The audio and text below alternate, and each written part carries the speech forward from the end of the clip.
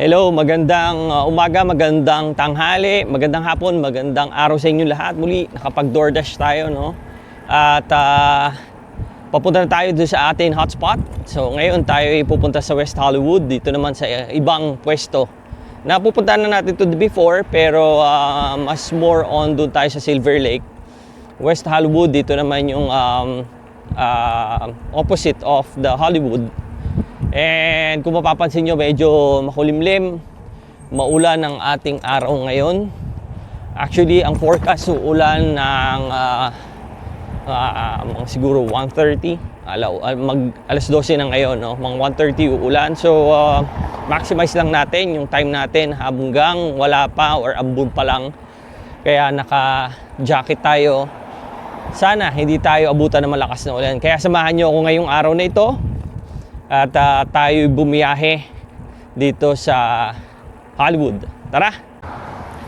So guys, dumating na tayo dito sa ating hotspot. Ito yung West Hollywood na sinasabi ko. So until now, of course, kasi may $1.50 na additional payment si DoorDash per trip. Siguro yun yung reason kaya wala na naman tayong nare-receive. Ilang minutes na, 15 minutes na tayo naghihintay, almost 20 minutes na tayo naghihintay dito at wala pa rin tayong nare-receive na order. Hintay-hintay lang. Kung meron tayong ma-receive na, let's say, shop and pay deliver, okay lang yon. Kung pick up naman sa store, sa mga restaurant, tatanggapin din natin. Kahit ano, kasi nasa labas na tayo eh. Minsan nakakatamad lang talaga rin mag-DoorDash pagka gantong wala tayong ma-receive. Yung excited ka, no, na lumabas. Tapos pagdating mo dun sa hotspot, tenga ka, wala kang marireceive na kahit ano or matatagalan ka makareceive ng order. Anyway, hintayin tayo. At ang call time natin is 1 PM. Kung meron tayong, kung pwede pa tayo mag-extend at hindi pa umuulan, tatry natin. First order for today, LAN noodles, 0.9 miles for $7.50. Papunta na tayo sa store.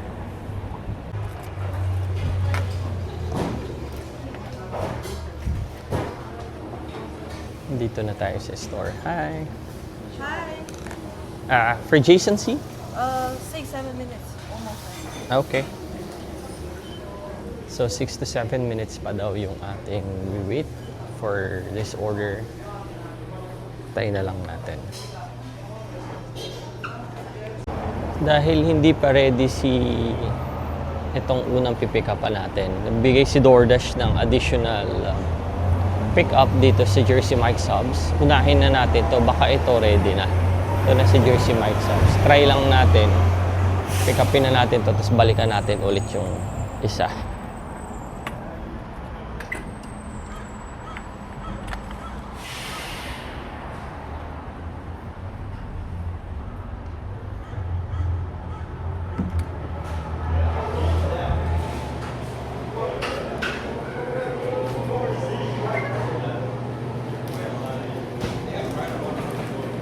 Hello, I have for Joshua L. For Joshua. Thank you. Appreciate it. Yes, be safe. Have a good day. You too, thank you. Happy holidays.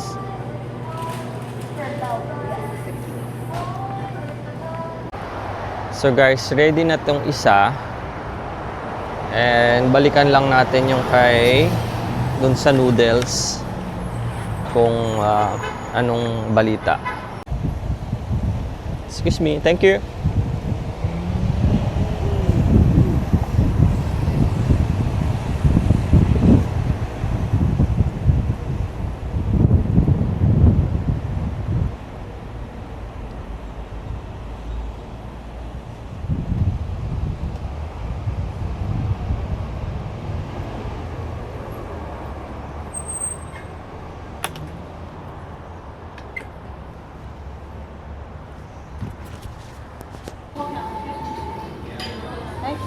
Appreciate it.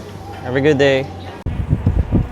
So guys, yung pagdi-delivera natin, pag-check ko, malapit lang pala sa amin, no? So iniisip ko after this, baka mag-stop na tayo kasi dalawa na rin naman tong madi-deliver natin at medyo sobrang lamig at parang uulan na talaga.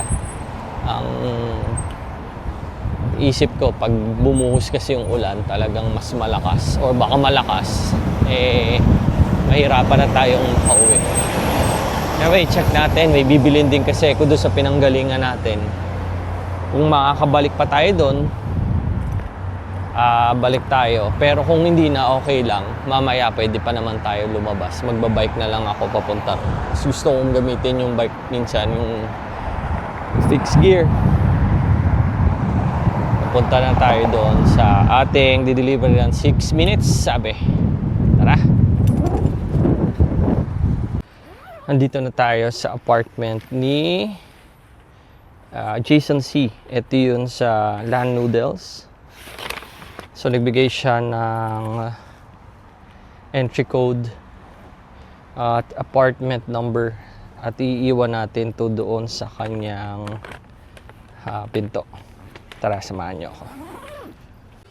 Ayan, nagbukas na siya. Hanapin lang natin elevator. Sabi...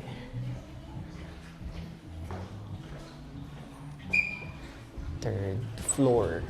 Elevator ba dito? Mukhang walang elevator. Wala ng elevator. So, kailangan nating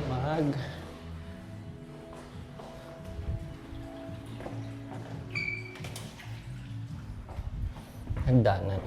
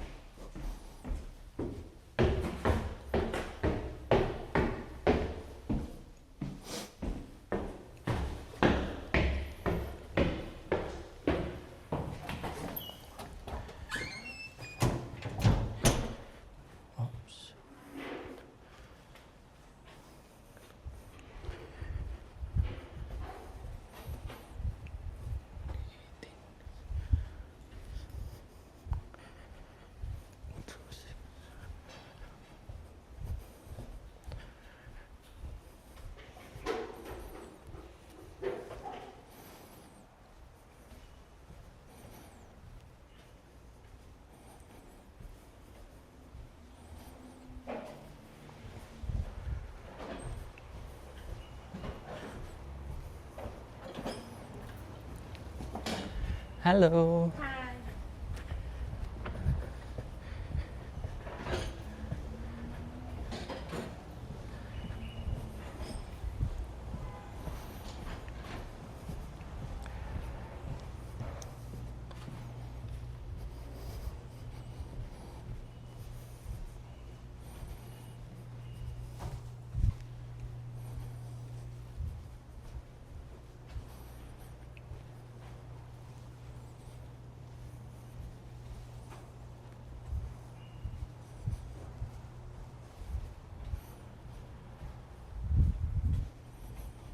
Ito. 3, 2, 5. So, 3:30.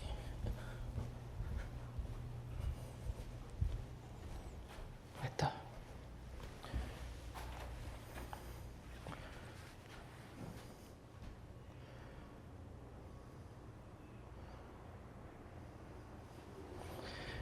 Delivery done. Punta na tayo doon sa isa natin, delivery. Layo ng second delivery natin is 0.4 miles lang siya from here. Puntahan na natin. Nililito na ako.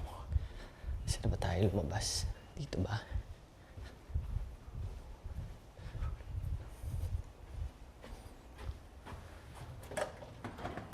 Yan, dito muna.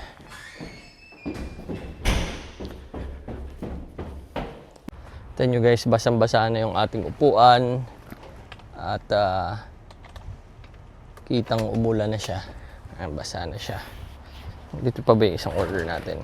Dito pa naman, Jersey Mike Subs. And papunta na tayo sa kanya.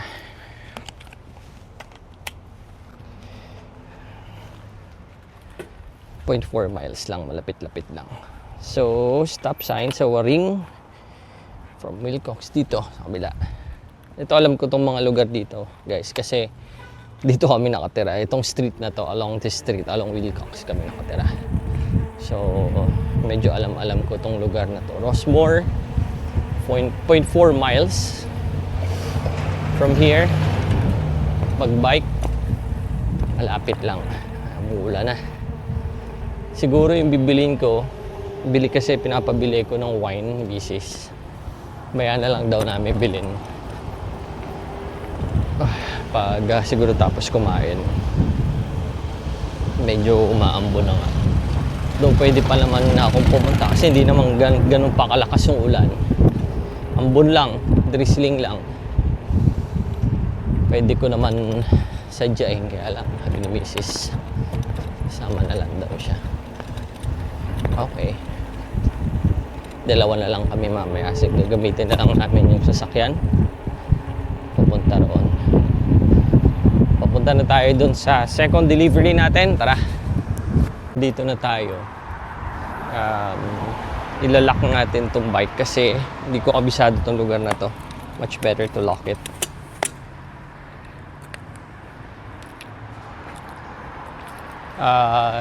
Dito yung church na pinagsisimbahan namin dito sa tabi lang. Christ the King. So malapit lang din sa amin to. Pag dinadrive to, 5 minutes lang to sa amin.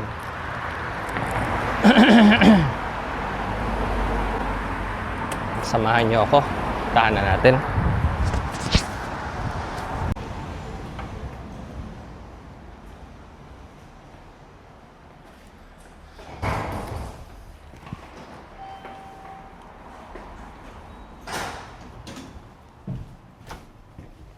Hanapin lang natin yung room number. Dito sa kanan.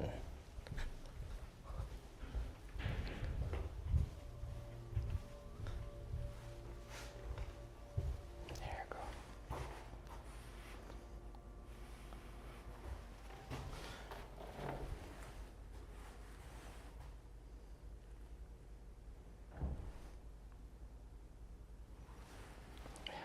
Done delivery.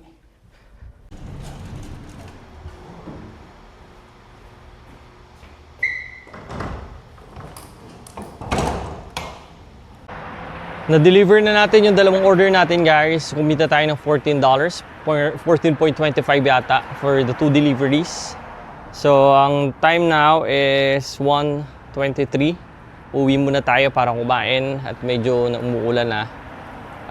Sayang, in-extend sana tayo ni DoorDash sa ating delivery. Pero dahil umuulan na, kailangan na natin umuwi at gumagamit lang tayo ng bike or e-bike ngayon. Anyway, salamat sa pagsama. Samahan niyo po ulit ako sa susunod na delivery natin.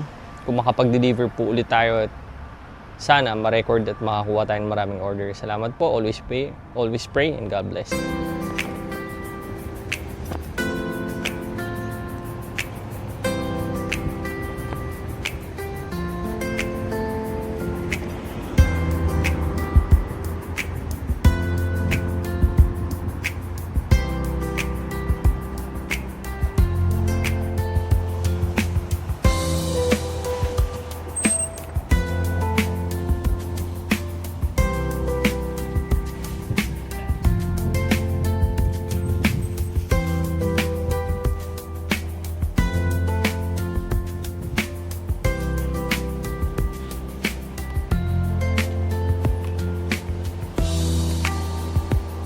Sorry. Thank you.